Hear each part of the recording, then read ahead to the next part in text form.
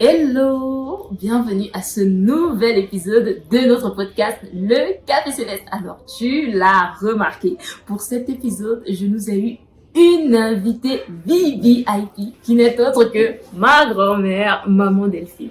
Alors, tu le sais, si tu as déjà lu mon livre « Je suis Ruth » que je vais t'afficher quelque part là, tu le sais que ma grand-mère a joué un très grand rôle dans ma conversion. Et c'est justement le thème d'aujourd'hui. Nous sommes ambassadeurs de l'amour sur cette chaîne en 2025. Maintenant, mais quelle est la place de l'amour maternel en fait dans ta vie? Et comment est-ce que l'amour d'une mère peut te transformer? Donc, avant d'entrer dans le vif du sujet, je laisse d'abord grand-mère dire bonjour et dire un petit mot d'introduction.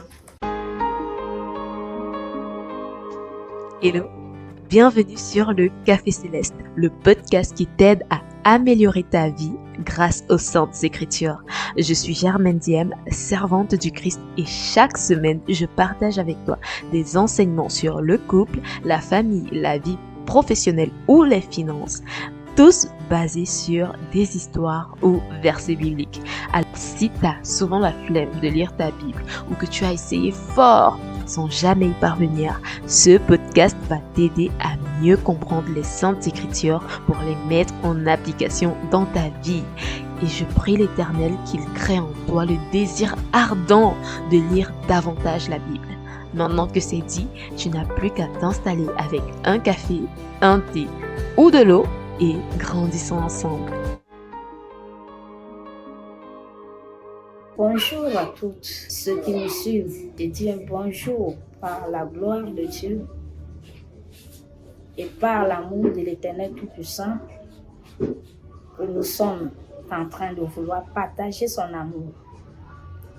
Que le Saint-Esprit nous fortifie, que le Saint-Esprit nous ravit et qui nous donne la sagesse, l'intelligence et de tout pour qu'on puisse vraiment partager cet amour et que chacun d'entre nous dans le monde entier puisse capter un petit mot qui lui convient par l'amour de Dieu et par l'intercession de la Sainte Vierge Mère d'amour,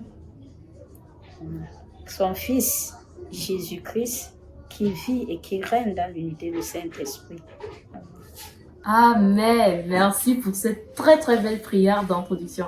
Alors tout à l'heure quand on discutait, grand-mère, on se disait que voilà, parler des noces de Cana, ce serait un magnifique exemple pour refléter l'impact que l'amour maternel peut avoir sur la mission d'un enfant. Donc, les noces de Cana, on en a déjà parlé sur cette chaîne, mais on va en parler d'une toute autre façon. Donc, je t'invite peut-être à regarder la vidéo où j'en parle précédemment.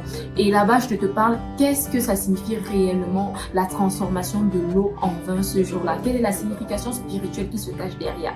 Ici, nous allons aborder un autre aspect qui est l'amour maternel qui est encouru dans ce passage. Parce que pour celui qui n'a pas encore lu ce passage, eh bien, Jésus transforme l'eau en vin à la demande de sa mère, la Sainte Vierge Marie. Donc, je t'invite à prendre ta Bible et à l'ouvrir sur l'Évangile selon Saint Jean, chapitre 2, versets 1 à 12. Alors, pour m'accompagner, malheureusement, je n'ai pas ma Bible, je suis chez grand-mère et je n'avais pas pensé à l'emporter avec moi.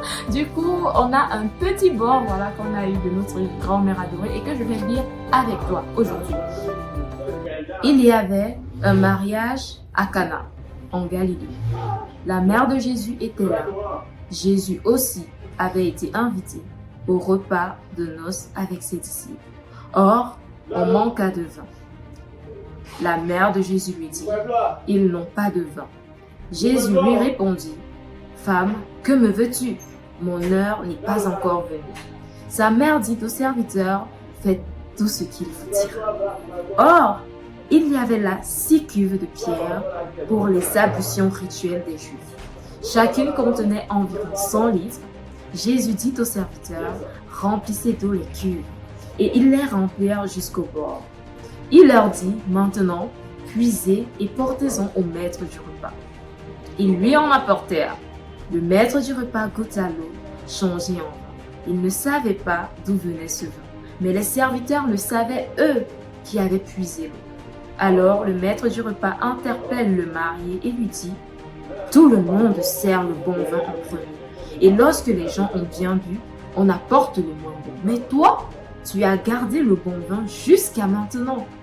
Tel fut le commencement des signes que Jésus accomplit. C'était à Cana, en Galilée. Il manifesta sa gloire et ses disciples crurent en lui. Après cela, il descendit à Capharnaüm avec sa mère, ses frères et ses disciples, et ils y restèrent quelques jours. Waouh! Quel contexte! Quel magnifique passage! On parle là quand même du premier miracle de notre Seigneur Jésus-Christ. Et un point que j'aimerais aborder avec toi, grand-mère, c'est justement le rôle que sa mère a joué dans ce premier miracle. Voilà, donc qu'est-ce que toi tu peux nous dire par rapport à ça? Merci ma petite fille. Franchement, pour tout ce que tu veux devenir, je te donne d'abord, je dis d'abord à l'Éternel Tout-Puissant, Dieu de gloire, Papa, c'est toi qui me l'as donné et je veux que tu fais d'elle, franchement, ta servante et donne tout le pouvoir de l'Éternel à elle. Pour ce passage, franchement, j'adore Maman Marie, qui est la mère du Christ. Et j'adore la parole de Jésus. Et lui, il n'a pas négligé sa mère. Il n'a pas humilié sa mère, ni le Père qui l'a envoyé. Il a commencé par dire, lui, femme, mon heure n'est pas sonée. C'était pour honorer celui-là qui l'a envoyé en mission. Il a commencé par le Dieu Tout-Puissant qui l'a envoyé en mission pour dire à sa mère que non, comme je suis là, je suis envoyé par une personne.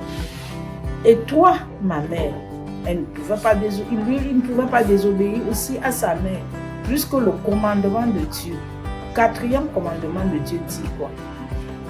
Honorez vos parents. C'est là où Jésus a honoré sa mère et fait ce que sa mère lui a dit. Il a honoré sa mère, il a mis sa mère en première place devant le monde, devant là où il était. Pas devant Dieu, devant le peuple de Dieu. C'est pourquoi, mes enfants, honorez vos parents. Rendez votre parent en joie. Ne crois pas toujours que vous êtes déjà arrivé. Non. Même si vous arrivez, sans la voix, sans la bénédiction de vos parents, ça ne peut pas donner. Tu vas aller devant et tu vas rentrer encore derrière. Prendre la bénédiction maternelle. Dans la famille, il faut être amour. Maman est amour, papa est amour. Parce que si les parents n'étaient pas amour, tu ne devais pas être comme ce que tu es. À l'ère de l'Éternel Tout-Puissant, qui donne la force à ta mère et ton père de t'élever, de te montrer tout. Mais quand tu grandis, les gens qui sont en train de négliger leur maman, leur papa, franchement, rentrer et demander encore beaucoup pardon aux parents. Et comprenez la voix des parents. Parce que l'amour parental est plus grand que tout. Merci. D'accord. Merci, grand-mère. Et justement, par rapport à ce que tu viens de dire, je tiens à ajouter ceci. Bien souvent, nous les jeunes, on se dit mais les parents n'ont pas le savoir que nous on a tellement de connaissances, parfois on a nos diplômes et on a tellement d'informations qui circulent sur internet, on lit tellement de livres qu'on se dit mais nos parents ils n'ont pas les diplômes qu'on a, ils n'ont pas les connaissances qu'on a, mais pourquoi est-ce qu'on devrait finalement suivre leurs conseils? Eh bien, le Seigneur Jésus-Christ nous montre l'exemple dans ce passage aussi. Il nous montre le bon exemple. Il dit, lui, il sent que son heure n'est pas encore arrivée. Pourtant, ça ne l'empêche pas d'agir sous l'inspiration, à la demande de sa mère. Mais pourquoi est-ce qu'il agit ainsi? Et pourquoi Marie la Sainte Vierge lui demande en fait à son fils d'agir. Eh bien, il faut revenir sur le texte dont on parlait avant, c'est-à-dire Jésus au temple. Lorsqu'il avait 12 ans et qu'il est allé au temple et qu'il y est resté, et ses parents l'y ont un peu oublié. Jésus était au temple, on le cherchait pendant 3 jours. Les parents l'ont cherché pendant 3 jours. Où on les retrouvait au temple. Lis alors ce texte de l'homme partage. Ok, d'accord. Le recouvrement de Jésus au temple. D'accord. Donc, ça se trouve dans Luc 2, versets 41 à 52. Le passage dit ceci. Chaque année, les parents de Jésus allaient à Jérusalem pour la fête de la Pâque. Quand il eut 12 ans, ils firent le pèlerinage suivant la coutume. Comme ils s'en retournaient à la fin de la semaine, le jeune Jésus resta à Jérusalem sans que ses parents ne s'en aperçoivent. Pensant qu'il était avec leurs compagnons de route, ils firent une journée de chemin avant de le chercher parmi leurs parents et connaissances.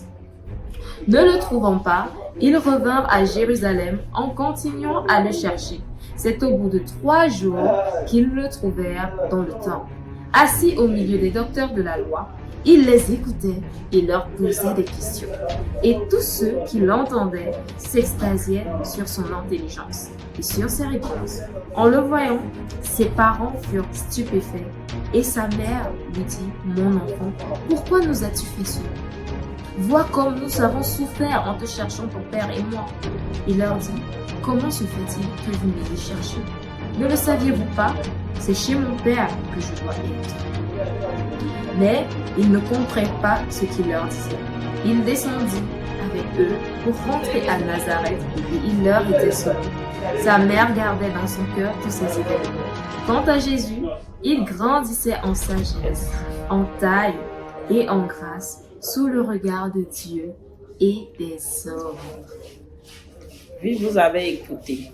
Ça revient toujours dans l'amour maternel. Parce que Jésus toujours n'a pas négligé la parole de sa mère et de son père. Mais il a mis toujours son père qu'il a envoyé en mission en première place. Puisqu'il vient de dire que... Ne le saviez-vous pas, c'est chez mon père que je dois être. Son père, c'est chez son père. Son père, c'est qui? Son père qui l'a envoyé en mission. Mais jusqu'à là, il a toujours obéi à ses parents. C'est pour nous dire encore beaucoup de choses dans l'amour maternel, dans l'amour parental. Donc malgré, comme il a dit, je suis chez mon père, et pourtant il a un père, et encore une mère, mais ça ne les a pas toujours, ça les a touchés, mais après il se levait et suivait sa mère et son père, ils sont partis. Donc c'est pour vous dire que la grandeur des parents est très importante dans la vie des enfants. Donc ne négligez pas les parents. Il faut toujours rentrer derrière, demander les conseils aux parents pour voir que même Jésus lui-même nous a montré les pauvres. Il est venu, c'est un envoyé de Dieu, mais il ne néglige pas ses parents là où il est sorti. Tout ce qu'il fait, il rentre toujours, il obéit à ses parents. Merci beaucoup. D'accord. Un point que j'aimerais soulever quand même, c'est oui, on peut souligner l'obéissance de Jésus par rapport aux noces de Cana et également par rapport au passage qu'on vient de lire. Il y a, après cela, on nous fait remarquer que tous les événements qui s'étaient passés, la mère les gardait dans son cœur. Donc, tous les événements qui se passent dans nos vies, vos parents vous connaissent. C'est vrai, Dieu vous connaît mieux encore. Mais vos parents vous connaissent aussi parce qu'ils vous ont vu naître, ils vous ont vu grandir. Ils nous ont vu naître, ils nous ont vu grandir. Et ils sont capables, ils ont la maturité et la sagesse nécessaires pour pouvoir lire ce que nous ne pouvons pas encore lire. Donc parfois leurs conseils, même si nous avons lu beaucoup de livres, même si nous avons beaucoup de diplômes, peuvent nous éviter beaucoup d'erreurs, peuvent nous permettre d'éviter beaucoup d'erreurs. Mais ce qu'on n'a pas souligné aussi, grand-mère, c'est l'amour filial. L'amour de l'enfant envers sa mère. Parce que oui, la mère a aimé son fils, elle a pris soin de son fils, elle a gardé tous les événements liés à la vie de son fils. C'est ce qui lui a permis justement de lui dire à Cana que hey, est-ce qu'il ne faut pas transformer l'eau en vin, de lui dire ils n'ont plus de vin. Et puis il lui dit, et puis il l'a fait. Oh, en fait, elle ne lui demande même pas de transformer l'eau en vin. Elle lui dit juste l'information. Ils n'ont plus de vin. Et là, il dit, mais mon heure n'est pas encore arrivée. Donc, ça veut dire qu'elle savait de quoi son fils était capable. Ayant déjà noté sa conception qui était déjà divine, ayant noté toute sa vie qui était prodigieuse, elle savait quel était l'appel de son fils. Et elle savait qu'il était capable d'agir dans cette situation. Et elle lui dit juste, elle lui transmet juste la situation. Elle lui transmet la situation, elle lui fait part du problème. Et elle lui laisse le temps, le choix. C'est à lui de décider. Et elle, qu'est-ce qu'elle fait par derrière quand il lui dit mon heure n'est pas encore arrivée, pas juste vers les serviteurs, ceux qui sont là pour servir, et elle les renvoie vers son fils. Il leur dit faites ce qu'il vous demandera de faire. Moi, par contre, il y a quelque chose que j'ai relevé, c'est un peu comme quand on prie la Vierge Marie actuellement, pour qu'elle intercède pour nos problèmes. En fait, c'est pour qu'elle aille porter nos problèmes à Jésus. Lui à Jésus. Lui qui sait déjà, est-ce que c'est l'heure de résoudre ou est-ce que ce n'est pas l'heure. Et dès qu'elle a porté le problème, est-ce qu'elle s'est dit, on peut supposer que les serviteurs sont peut-être des anges. Où elle a dit, allez aussi vers Jésus et faites ce qu'il vous dira par rapport à cette situation. Et Jésus ayant cet amour pour sa mère depuis, respectant le 4e commandement, même alors qu'il est déjà au stade divin, il cherche une solution, il va dire aux anges ce qu'il y a lieu de faire pour pouvoir arranger la situation. Ce passage nous instruit beaucoup la maturité des enfants que nous on porte en nous. Vous aussi, que demain vous serez aussi parents, faites même chose comme Marie. Ne laissez pas Jésus. Marie est toujours derrière Jésus. Marie est toujours de quels que soient les problèmes que Jésus avait. Sa mère était toujours là. Sur le chemin de croix, 4e station, sa mère était là. Son fils a vu la mère. Et dans tout ça, Marie n'avait jamais porté un mot de douleur contre les gens qui menaçaient son fils. Il regardait, il méditait, il gardait tout dans le cœur. Je pense aussi qu'elle n'a pas dit mot parce qu'elle connaissait que c'était la raison pour laquelle il était venu sur terre. Elle savait que voilà, il était venu sur terre pour mourir pour nos péchés. Et donc, qu'est-ce qu'elle pouvait faire malgré le fait qu'elle avait le cœur brisé? Il fallait juste qu'elle l'accompagne durant en silence. Et elle l'a accompagnée en silence. C'est comme quand tu accouches un enfant qui devient bandit. Ceci, cela. Toi, la mère, tu es toujours derrière ce bandit-là. Tu ne le laisses pas. Dès que tu le trouves, là où tu le trouves, quand tu es tapé, lancé, tu le soulèves, tu portes. Donc, c'est l'amour maternel. Sur ce, je crois qu'on a quand même fait le tour. C'est vrai qu'on pourra encore dire tellement de choses sur ce sujet. On a parlé de l'amour d'une mère envers son fils, de l'amour du fils envers sa mère. Un amour qui signifie aussi faire preuve d'obéissance. Oui, même quand on pense que son heure n'est pas encore arrivée, parfois Dieu peut utiliser notre maman ou notre papa pour nous dire « Hey, voilà ce que je veux que tu fasses ». Et c'est pas un hasard si Dieu nous a donné ce père ou cette mère, peu importe les défauts ou les manquements qu'il a. C'est peut-être pour que voilà, il puisse nous mettre sur la voie de notre appel dans la vie. Donc grand-mère, est-ce que tu as un mot de fin pour conclure la vidéo? Merci ma petite fille. Je te bénis encore par le nom puissant et souverain de Jésus-Christ. Que ta bénédiction, que le Seigneur donne une bénédiction très grandiose. Et je n'ai même pas tellement à parler parce que elle m'a pris, ma petite fille m'a embrassé comme son esprit, je crois. Mais comme c'est la parole de Dieu que je ne connais pas tellement, mais elle connaît plus mieux que moi. Elle connaît encore plus mieux que moi. Donc Dieu l'instruit plus que moi-même. Et par elle, elle va m'apprendre aussi plus que ce que je connais. Donc je remercie l'Éternel. Et dans le monde entier, franchement, suivez la parole de Dieu. Et mettez la parole de Dieu en pratique. Quand tu connais la parole de Dieu, tu as déjà tout sur la terre. Tout. Quand tu connais Dieu et sa parole et tu mets sa parole en pratique, tu as déjà tout plein.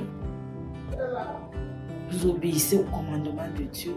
Vous faites tout ce que Dieu vous donne. Vous lisez la parole et vous mettez en pratique.